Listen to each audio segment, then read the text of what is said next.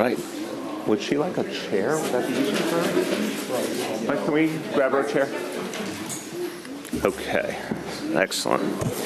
Well, I want to thank our host, Principal Lisa Esposito, for having us here today and for all the wonderful work she does. I want to thank Deputy Mayor Richard Bury, who you'll hear from in a moment. And you're going to hear about our special guests in a moment as well. And, of course, want to thank Council Member. I was one title before.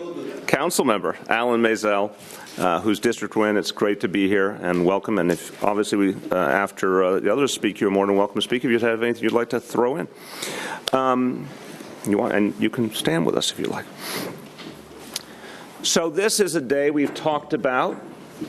A big day for parents all over the city, a day that I remember very vividly when Charlene and I were waiting for a letter that would tell us whether first Kiara and then Dante got into full-day pre-K. So all over the city, starting today, parents will be getting letters informing them of the results of the applications they made by April 23rd for spaces in pre-K in public school buildings. And starting today, some parents are going to find out that, yes, they got a space. Others will find out they didn't get their first choice. But, of course, they have a lot of other options, and we want to talk about that today. But what's so important today is that 4,500 more parents will have full-day seats in our city schools in pre-K coming in September than exist right now. So this is a very happy day for New York City. 4,500 more families will be served with full-day pre-K in the public school buildings starting in September than are now. Again, contextualizing the overall numbers, we're going to go from 20,000 full-day pre-K seats overall, all kinds, at this point, to over 50,000 starting in September. One of the key components is the spaces in the public school buildings, and those per se, there will be 4,500 more than existed previously. And this is a day when a lot of parents are going to find out if they were able to get one of those new seats. We know there's going to be some really happy families today. We know there's going to be other families who are looking for the next step in the process and the next opportunity, and that's why we want to emphasize. For those for whom this day represents the culmination of what they hope for, we want to congratulate them. I want to say to all the parents who are getting pre-K placements today, congratulations, and it's a great step forward for your family. For those now looking for the next step, in the very same envelope will be the application for the community-based options.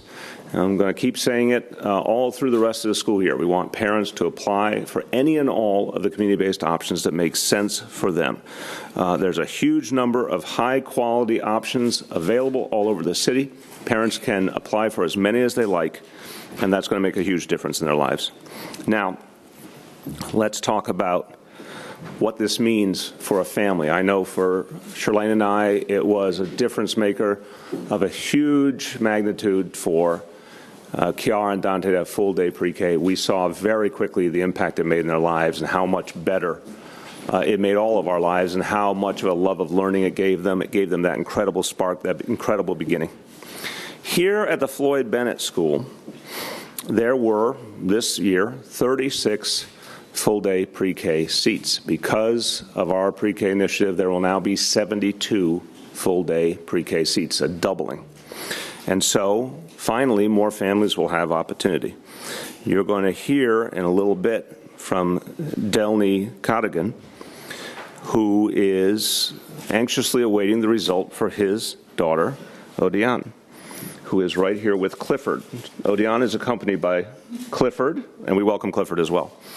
Delny is going to tell you more about his story, but he immigrated from the Caribbean. He works as a security guard, and he very much wants the best for his 3 children, and he has his own very strong vantage point on what early childhood education means. He's going to tell you that in a moment, and he's eager to get Odion into pre-K.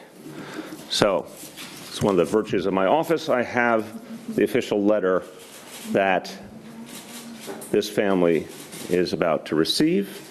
And you are going to see live before you, like at the Oscars, the opening of the letter. I'm on the edge of my seat. The odds of it's really close. And we feel good about the odds. Let's see. quite official. Would you step to the microphone and read those first two lines, please? Yes, sir. Thank you for submitting a pre-K application to the New York City Department of Education.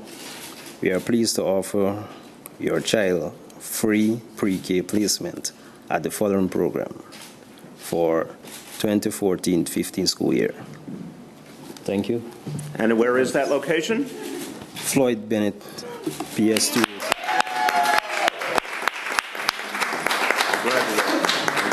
Congratulations. I'll bring you up in just one moment for your formal remarks. You saw it here first, people. This is the real thing, the genuine article, and that is the beginning of a world of opportunity for this beautiful young lady. It's an exciting day. Again, a lot of families going to have a message today that gives them a clear, straightforward path. For other families, we want to make it very simple what to do next. They'll have the application form in the letter. It fits. That same form can be used for any pre-K center that we sponsor anywhere in the city. It can be mailed in. It can be brought to a center. Parents can apply online. They can call 311. They can text pre-K to 877-877. Again, online application. They can apply as of this moment online. By the way, first day of live online applications was Tuesday. We got 520 applications in one day. The first day we were up, nyc.gov/pre-K. So online application works. Going in person to one of the local pre-K centers work. All of them listed online. Sending the application to the DOE. We will make sure we get that address in front of us. Let's make sure we have that real quick and we can go over that with people. There are so many great options and people can apply for as many as possible. The important thing is to apply quickly to maximize opportunity. That's the word we want to get out to parents all over the city. I talked to hundreds of parent coordinators, of principals, and district family advocates yesterday. They are all going to be deeply involved in the effort to work with parents to make sure that they have all the information they need so they can apply and maximize their children's options. With that, let's first hear from our Deputy Mayor, Rich Averi, who is doing a fantastic job leading this effort. So, just very briefly, this is very exciting. I'm actually a little verklempt, actually. It's very exciting. I want to congratulate all the families today who are going to get great news, and especially Odiana, who is so adorable. It's very difficult to speak. He's so adorable. A little shy. Cover girl look there. A little shy. It is a really exciting day, and I just want to say, just to reiterate what the mayor said, for those parents who are getting a letter that had the news they were looking for, congratulations. We all know how important early childhood education is to a young person's long-term development. Not only their academic development, but their social development, their emotional development. We know what it means to working parents to have a safe place for your child to go to school. But just to reiterate, for those parents who did not get quite the news, who are not going to get quite the news they're looking for today, they didn't get their first match, they didn't get a match. What I want you to know is that there are a tremendous array of options available to you and your family. In your letter, you will get an application that can be used at any community-based early childhood center around the city. We've tried to make it as easy as possible for this process. You can mail it to pre-K, Tweed Courthouse, 52 Chambers Street, New York, 10007. You can submit an application online by going to nyc.gov/pre-K, where there are great tools. To find a community-based early childhood center near your home or near your work. I happen to know that there are other great community-based early childhood centers near this school. So if a parent did not get into here, there are other options near here. You can walk into your local school and ask your parent coordinators to help. We've been working to make sure that parent coordinators at all of our schools can help walk families through the process. So again, whether or not you got your match today, you should know that we have a great resources for you, either in schools or community-based early childhood centers. So congratulations again. All right. So now we're going to hear from the man himself about this great day for his family. Good afternoon, everyone. I wrote a little thing to be on point. First of all, thank you, Mr. Mayor, for the opportunity of having my child enroll into the early childhood program. And my name, as I said, is Mr. Delney Cadogan. Spell it for everyone just to make their lives easier. Delney, D-E-L-N-A-Y-E. Cadogan, C-A-D-O-G-A-N. Right. I work in New York as a security guard. And the reason for that is to have my children get a good education and a better life. And nothing is more important to me than to make sure that they get that. My reason for coming here today is because of the program that Mr. Mayor has introduced, and I am pleased for it because I've seen the impact of it in the Caribbean as compared to America. Before migrating to America, I used to teach at nursery, which was from 3 years to 5 years, and then I went over to the primary, which is from 6 to 12 plus. And the kids that came from the nursery that had the foundation, they were all able to excel in some way or the other, because they were exposed to math, science, reasoning, language, social studies, rules, and they were also able to socialize at an early age, as compared to the kids here where I've seen them. They're struggling, and with this early step that is being put in place, it will help them to not play catch-up in life, but to get the concepts in early, and they can be able to excel. I have 3 kids, 1 10, 1 6, and 1 3 plus, which is Odian. The 10-year-old, he was never exposed to this, and he's struggling. I have to be going over many times, and if I'm not there because I'm in school, it is a struggle for him. The 6-year-old, she was in Guyana, and she had 1 year, just like what Mr. May is trying to introduce, 1 year. Her name is Odelia, Miss Zobia, and Miss, I forget her name, Miss Sandals. They can tell you that. They always keep telling me every time I'm around, oh, she's fine, she's doing well, she's this, she's that. Wonderful, that's the word they keep using. Because she had that step in life. I think that everyone should be able to get that step for their kids so that they won't be struggling. They will be wonderful like the other teachers, what that those 2 teachers just said, And that's why I'm so happy that Odian has been given this chance to get the step that Odelia has, because I don't want it to be the same thing for like what Omari is doing, struggling in class, and I have to be there helping him all along. I'm not saying it's a one-party thing, everybody involved, but this move is a positive move, and we should all accept it and embrace it. Thanks again, Mr. Mayor. Thank you. Thank you. Congratulations. Keep that letter. Make sure you keep that letter. And you taught in Guyana? Yes. Excellent. And that's where you grew up? Yes. Excellent. I want to now thank a man who's been of great support to our agenda, pre-K and other elements of our agenda, and represents this community so well, Councilmember Alan Maisel. Thank you, Mr. Mayor. Former school teacher. So school teacher, assistant principal, school board member. Education has been basically been part of my life for the last 40 years.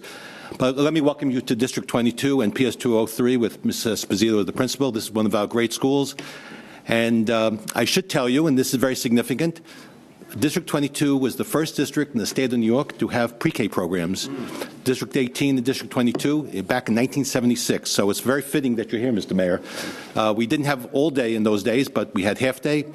It took us a long time to get it, but now it's here. And I want you to know, I really feel this very, very profoundly, that 8 years from now, when your administration becomes part of the history of New York City, this pre-K move will probably be the most significant thing that any mayor could do. You will have had more effect on the lives of the people of our city in putting 4-year-olds into pre-K program than almost anything that could be done. So I thank you very much. Thank you. Very kind, brother. Thank you. Thank you. I do want to note, if you'll both just move over here for a moment, that Odeon has now created a whole setup here. She's got a whole world happening. Clifford is now hanging out with Babar. It's a whole scene over there. So just one more moment in Espanol, and then we'll take on topic followed by off topic. Cada niño merece recibir una educación de calidad que lo prepare para el mejor futuro posible. And that also fits with a theme that we are putting out today with the applications for the community-based centers, and all opportunity starts now is one of the phrases we're using. I want to emphasize to parents all over the city. Tremendous opportunity for their children in locations all over the city. For some, it may be in their neighborhood, near their neighborhood. For others, it may be closer to where they work. But there's a lot of opportunity available right now. We want all parents to apply. We certainly want to make sure they apply before the school year is over on June 26th. With that, let's take any on-topic questions first. Rich. Mayor, do you have any idea of what percentage of the available seats have been spoken for so far in the overall? Well, certainly for the additional 4,500 seats in the public schools, literally almost every one of them has been snapped up. There's still a few that are going through the remainder of the process, but essentially we're going to be at 100% utilization of those seats very, very shortly. So today, the vast majority of those letters will go out. A few will come after. But we can say that all those seats will be taken, and then that will bring, again, I'm going to keep working through the numbers because I want to make sure I'm not confusing folks.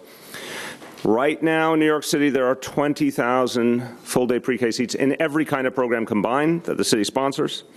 With our new increase in the DOE buildings alone, we will get to the 20,000 number. We added 4,500 more full-day seats. We'll get to 20,000 full-day seats in DOE buildings. There will be 33,000 more in a variety of other settings. So we know the DOE effectively entirely subscribed now, that in terms of the community-based, thousands of acceptances have occurred already, but we're obviously dealing with many, many organizations. We're going to have updated numbers by next week on that. But we, from everything we're seeing, demand is very high across the board, and we expect very strong utilization. Mr. Mayor, can you explain how the wait list will work? If you got into your third choice, you can still be on a wait list for your first or second choice? Yes, I can speak as a parent, and Rich, feel free to jump in. I mean, look, in any of the situations with our public school buildings, by definition, you may have some movement. Families move. You know, someone got a different opportunity that they prefer to take. Some places, for example, there may be something offered at one of these community-based centers that a parent prefers, and they choose that option and actually end up turning down the local public school option. So in the end, there's always, by definition, some movement, and therefore some seats continue to open up. That's where people have an opportunity to move up the list. So clearly, for any parent, my advice, I'm going to speak from my own personal experience, is apply to every one of these community-based options that make sense for you, and, of course, keep monitoring in case there is suddenly an opening in your local school because somebody moved. But do all of the above to maximize opportunity. On top, yes? Is there a sense of how much more demand there was this year as compared to last year? Like For the DOE seats, absolutely. Do you know the number offhand? How many more applications did we see this year compared to last year? Yeah. So there were 41,000 applications from parents this year. That's about a 35% increase over what we saw last year. So we really did see a significant increase in demand so far, and that's just for the public school applications. And one more time, the number of slots compared with last year in the DOE schools? Again, the 4,500 new full-day seats this coming year compared to the current year, and that brings us to a grand total in the public school buildings of 20,000. Full day. 15,000 next year. Yes, roughly. It says there's going to be some more public pre-K seats identified.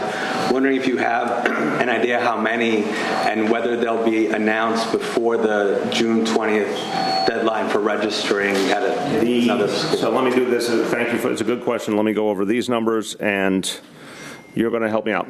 So roughly now, again, everything is a big, complicated system, a lot of moving parts, but here's the simplest way to say it. We've essentially spoken for the 20,000 in the public school buildings. They're almost all subscribed now. Again, a little bit of late movement, but basically all of them subscribed now.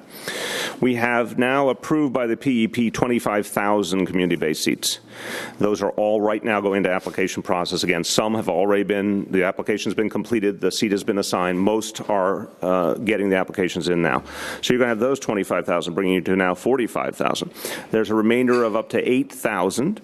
And that is going to be a combination of additional community-based sites that have been approved because the ongoing approval and inspection process is happening. And we are still finding some public schools that are making space available. They're realigning some of their space to open up options. Now, one classroom is about 18 kids. So every time, a public school finds an additional classroom, that's 18 more kids that have opportunity in the public school buildings. So I would say at this point, the next vote of the PEP will be June. I don't have the date. Okay. So in this month, there's going to be another infusion. I would say that'll be at least 5,000 seats at this moment, between all the different sources, public buildings, community-based, et cetera. So again, that'll take our number up to about 50. There'll be still some finishing thereafter. But so far, the numbers are moving very nicely. Parents, what we're trying to say to parents is anything, you go online right now, you'll see it. You get a list of all the available options. Anything that works for you, apply for. If more options then come up thereafter, you can keep applying. It's a rolling process.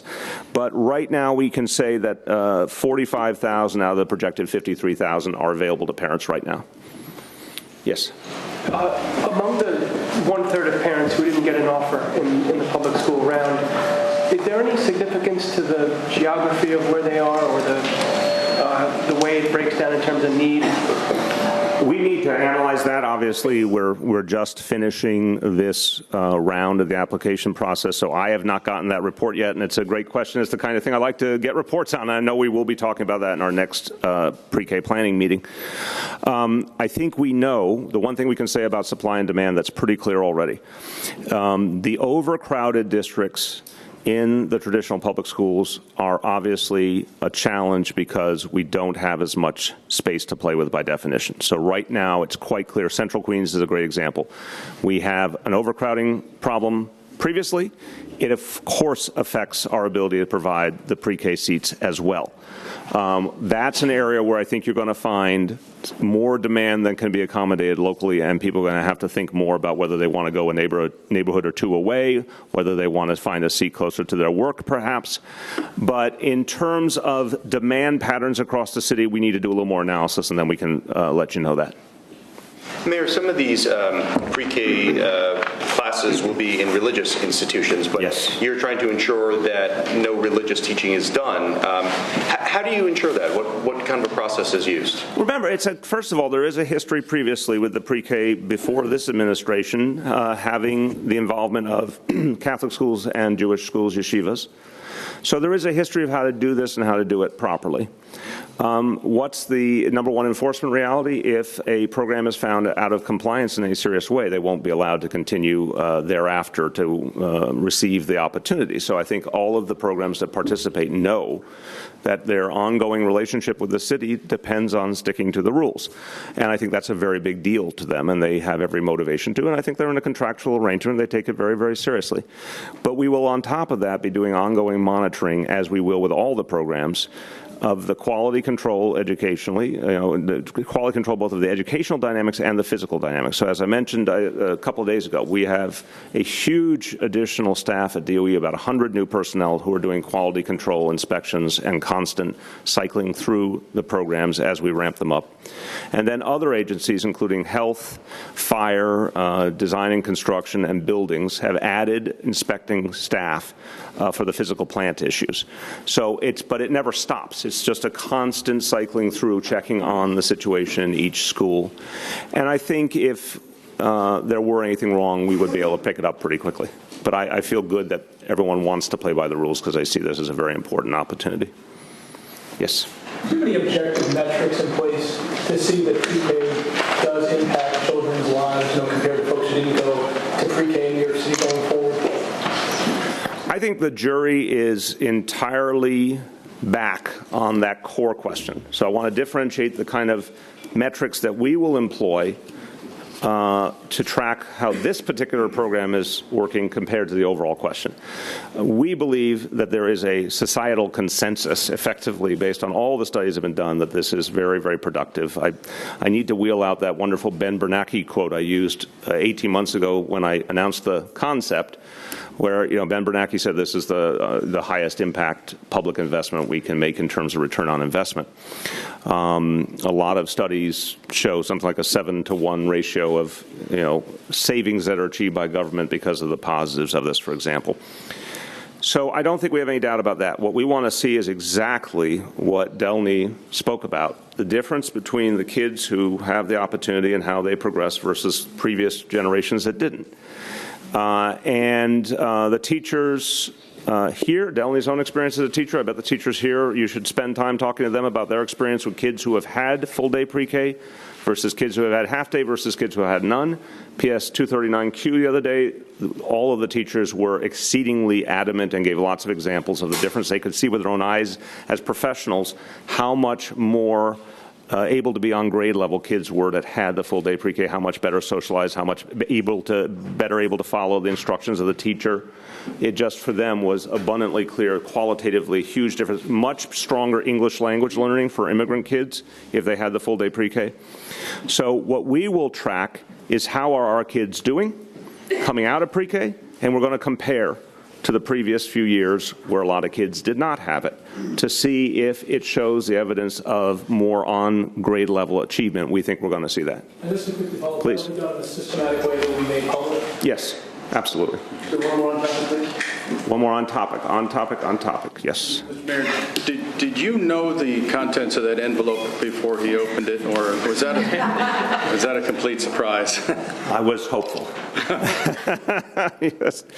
Yes, I had a very good idea. I had not read the actual letter, but I had a very good idea of the contents. And I must say I'm having a wonderful vicarious thrill here because I once got one of those letters, or twice we got those letters, and it's an amazing moment for a parent. I want to thank you for sharing it with the people of New York City because it is an amazing moment when you know your child's going to get that opportunity. Okay, let's do some off-topic. Yes, thanks, Mr. Mayor. I'm wondering if you're on board with some of the city council members' stance against Walmart's corporate giving to local nonprofits, based, largely about, I guess, ideological objections to the company. I don't think it is a state secret that I am very uncomfortable with Walmart. Let's just talk about Walmart to begin with, separate from the foundation. I think Walmart has made a series of choices that have been very bad for this country. And I have been adamant that I don't think Walmart, the company, the stores, belong in New York City, and I continue to feel that.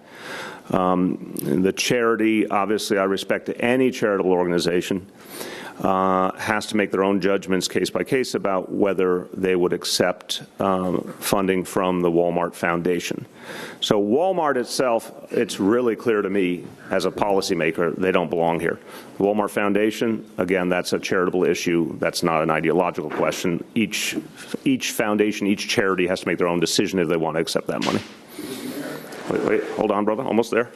Mr. Mayor, I was hoping you could provide an update on the stabbing of the little boy in East New York. Yeah. Have detectives spoken to the suspect? Has he given any indication as to motive as to why he did this? And also, has there a link been made to the stabbing death a few nights earlier of a teenage woman? Police, of course, have questioned the suspect. We do not yet have sufficient information to confirm that he is the likely suspect in the case of the 18-year-old young woman who was killed. We all think there's a strong likelihood, but there's not enough evidence yet to confirm that and move forward with that potential prosecution. We're certainly looking at other instances. I think there's some real evidence regarding this incident in Chelsea the other day that he may have had involvement.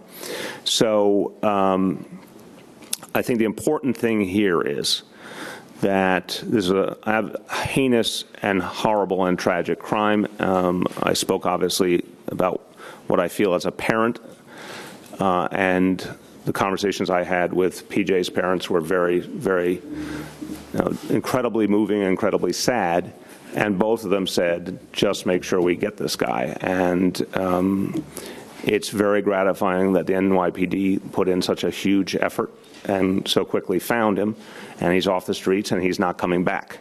But I'm not going to be surprised if, in fact, there is evidence linking him to one or more crimes additional. He kind of stole most of it. He stole your question. That's uncool, man. About the same time that you and the police commissioner were releasing the ID and the photo last night, they were making the arrest. A little later, yeah. Yeah, it did happen real quickly. Yes, it did. thoughts on that? Any comment on that? Well, we have been getting a feed of information throughout the day, and I won't go into detail. I'll just say that I was getting regular updates from Commissioner Bratton, and we were getting increasingly hopeful, but we thought it was very important to get the word out to the public so that we could maximize the chances of a quick arrest, and also to let people know he was armed and dangerous, which he proved to be. I think it is incredible that, when you're in the middle of these situations, I can say from personal experience, you always want to be hopeful, but you know that until it's done, it's not done. And if it had been a few more hours, I wouldn't have been shocked. But it was fantastic. That was about 15 minutes after we finished the press conference that we got the confirmation, and there were a lot of cheers at that moment, knowing that a really bad guy had been gotten. Yes. Mayor, are you making any big effort, or is it important to you to make sure that Columbia University gets Obama's presidential library and museum to come to New York and not go to University of Chicago? I think Columbia University is a perfect place for President Obama's museum. And I'm not sure if they're going to have one facility or multiple facilities, but I hope that we get at least one piece if they do break it up into pieces. I certainly have made an effort. I've certainly let the Obama team know that we are excited about the idea. We would do anything that we can to be helpful to it. The president went to Columbia, has a real affection for the city, and we obviously can guarantee not only a lot of support for such a museum, but a huge number of people from around the world would be able to visit it, and it would be an additional, very positive attraction for New York City. So we're certainly going to work hard to get it done. Chicago may have a bit of a hometown advantage, but we don't give up easily, so we're hopeful.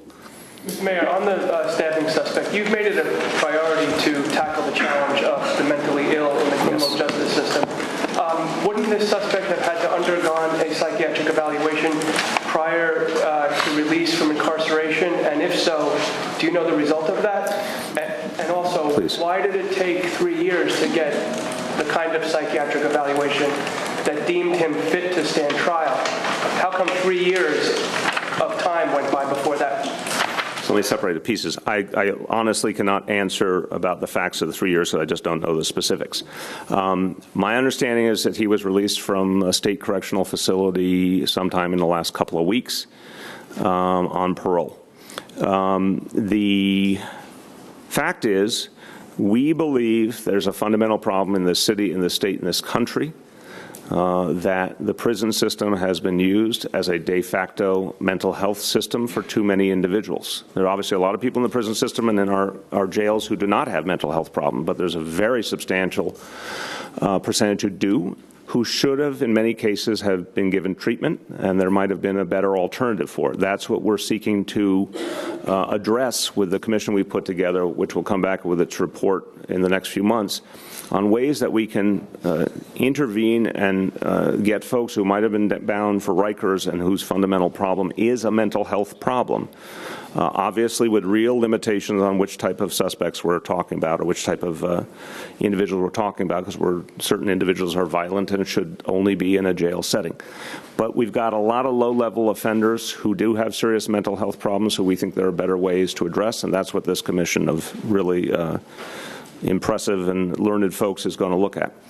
This case, look, I think it seems to me, not knowing all the facts yet, that this is someone who probably had very severe mental health problems, and I don't know why those were not caught and treated earlier, except, again, our prison system in New York State, our prison system all over the country does not address mental health issues effectively. We don't put resources in as a country. We should not be surprised that there are so many tragic situations, as like the one recently in Santa Barbara, where horrible things happen with people who are evidently mentally ill and did not get the support they needed. So this is something we have to fix as a society. We here in the city are going to start doing that by trying to address the folks who go into our city corrections system. But this is an American problem. This is a fundamental American problem. And one of the things that Richard is going to start working on soon is the community schools effort. And this is a very important point, because the community schools idea, which the Children's Aid Society innovated, Richard used to be the head of it, literally requires mental health services to be available in a school setting. And in the city of Cincinnati, which I visited, every school in Cincinnati has mental health services in the school, which means, God forbid, you find a child showing symptoms of a mental health challenge. Right then and there, they start getting care, and their families are brought in to get care in the school. It's going to take us a while to get to that model fully in the city. I've pledged to get 100 such schools up and running by the end of this term. But this is the direction we have to go in as a country if we actually want to take on the challenge of mental illness. We have to reach our young people very early on, very comprehensively. And certainly in terms of jails and prisons, we need a huge infusion of mental health support if we want to actually address the problem rather than ignore it. One or two more, please. Melissa? Mayor, can you comment on the report that the city stands to lose? Can you comment on the report that the city stands to lose tens of millions of dollars or more in federal money because of paperwork failures by the school system? Is this the Medicaid issue? The Medicaid issue. Yeah, I can comment. The previous administration, in its wisdom, we think, did not handle that situation properly. They, as you know, were sanctioned by the federal government for claiming too large an amount of Medicaid reimbursement. Was not a good situation for New York City to receive that sanction. We think to this day there has been a tendency, the policies of DOE overstated what was actually attainable in terms of those reimbursements. We are determined by the beginning of the school year in September to be able to identify what we think is the actual number we deserve and that is sustainable and that we expect to get reimbursed, and that's the number we're going to book going forward as a believable, verifiable amount of Medicaid reimbursement. But we think there was a lot of pie-in-the-sky projection in the past, and we're not interested in repeating that. That's one way. Your rental property has been denied twice, Department of Buildings applications. Can you explain what was missing from those applications? Yeah, we're trying to sort out a bureaucratic issue like many New Yorkers do. This is a building that when my mother and my wife and I purchased it, was constructed as a two-family building. It was used that way previously. It's been used that way by us. There's some glitch in the rules where some other forms had to have been filed at some point that weren't. We're figuring out what those forms are, what information they need, and we will update them and file them, and we think everything will work out. I hope it's a matter of weeks, but bureaucracy is an interesting thing. Thanks, guys. Thanks, Adrian.